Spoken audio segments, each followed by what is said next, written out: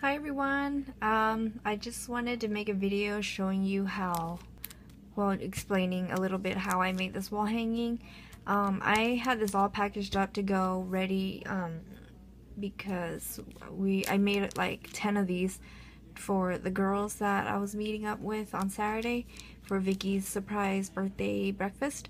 So I somehow missed one, and I just I'm like, there's 10 girls here, and I made 10 of these. Where did that one go? So it was like, oh my gosh. This was meant for Rena, and she didn't make it because she got sick. So Rena, if you're watching, I hope you feel better by now.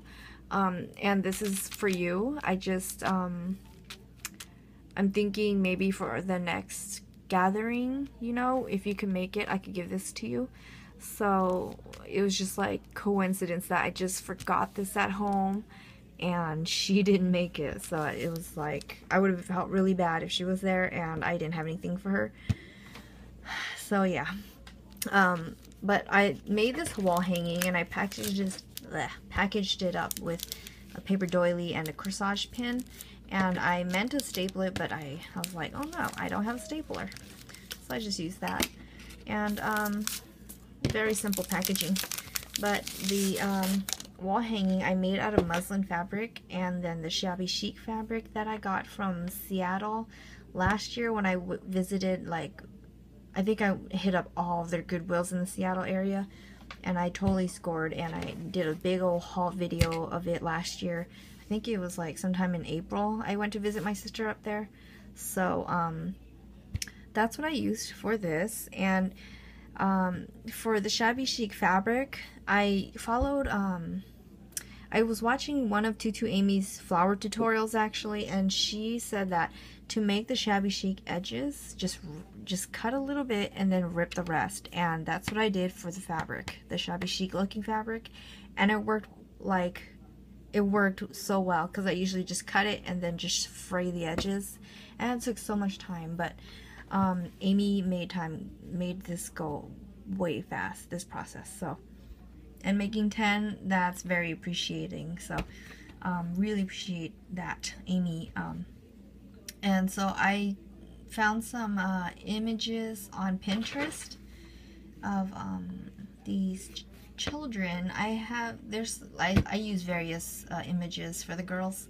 So if you want, you could check out their video of the gifts that they got from the gathering. I stitched the canvas, this shabby chic fabric, the muslin, and the batting that I used all together with this baby blue thread.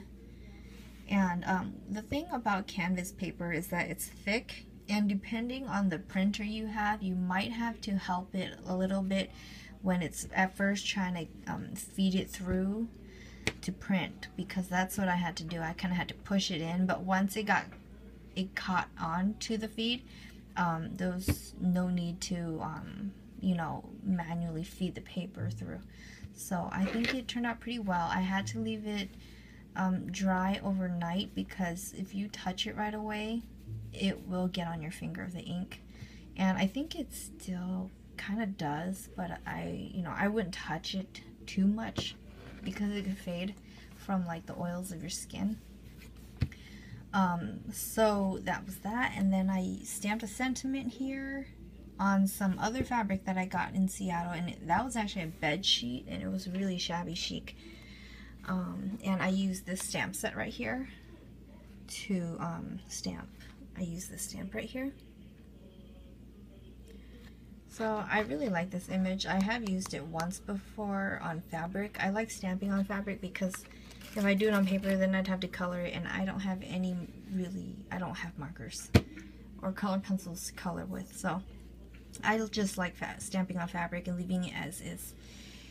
And then after I did that part right here, I sewed the back with some more muslin, and I used some baby pink thread, and I sewed a zigzag design on there. And there's like different settings on the sewing machine right there. So I'm pretty sure I used the number 7 for the border, and then like a number 4 or 5 for like down here, the picture and all that, and right here. So that's what I did. And I sewed this while sewing the border, the hanging part. And then I made a bow with some lace that I got, I think, from Gisela. Thank you, Gisela. And some glitter tulle and this bling right here. So all the girls got different pictures and different styles of bling in the middle of the bow, and the hanging as well. Some girls got lace, and Rena got the ruffle trim. So that is that. And this was inspired by a framed art that I got for my boyfriend's mother, and she loved it. So I wanted to make something similar, but I didn't know where to get 10 frames for cheap. I thought about the Dollar Tree, but I just never made it in there because I was always so tired after work. So I decided to make a wall hanging, and that's what I came up with. So that's it. Hope y'all like it. And Rena, I'm hoping this gets to you soon, if you know we have the next outing soon. So yeah, have a good day, everyone. Bye.